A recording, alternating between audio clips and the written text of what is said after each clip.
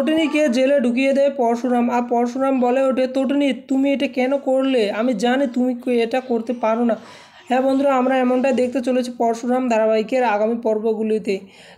গল্পের শুরুতে আমরা দেখতে পারবো তটিনীকে একটা ব্যালকনিতে নিয়ে গিয়ে যায়, আর শিবপ্রসাদ গাঙ্গুলি আড়াল থেকে ফোনের মাধ্যমে তার টিমকে দিয়ে পাঠায় একটা ফোন দিয়ে, যে বলে যে তটিনীর কাছে যাও এবং তটিনীকে গিয়ে এই ফোনটা ওখানে রেখে দাও।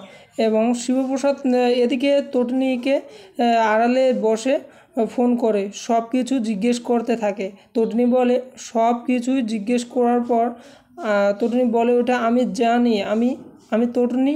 আমি তটিনী গাঙ্গুলি বলছি, আর আমার স্বামীর নাম শিবপ্রসাদ গাঙ্গুলি, আর আমার দুটো সন্তান আছে, একটা পুত্র সন্তান আর একটা কন্যা সন্তান আছে।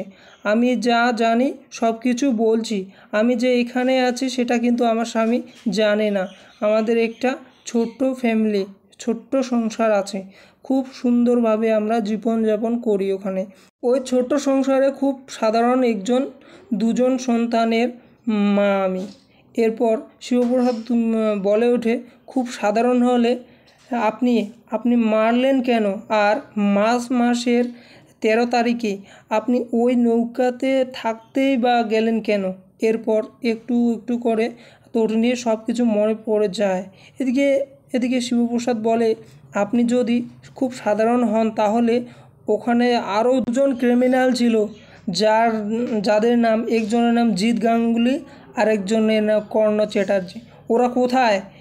ওরা ওখান থেকে পালিয়ে যায়, আর আপনি গঙ্গায় ঝাঁপ দেন, তাই তো?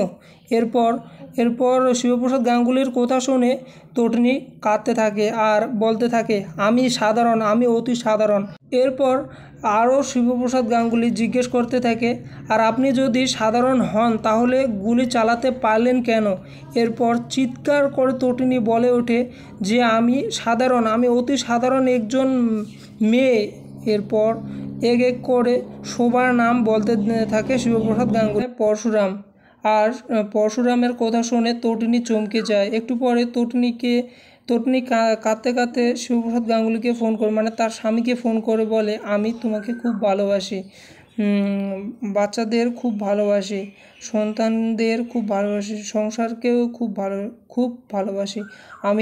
আমি তোমাদেরকে কাউকে হারাতে চাই না। এরপর শিবপ্রসাদ বলে ওঠে, কি হয়েছে পাগলি? তটিনী তুমি কাঁদছো কেন? কোথায় আছো? আর ঠিক ওই সময় ওখানে চলে আসে কর্ণ চ্যাটার্জি আর জিৎ গাঙ্গুলি চলে আসে।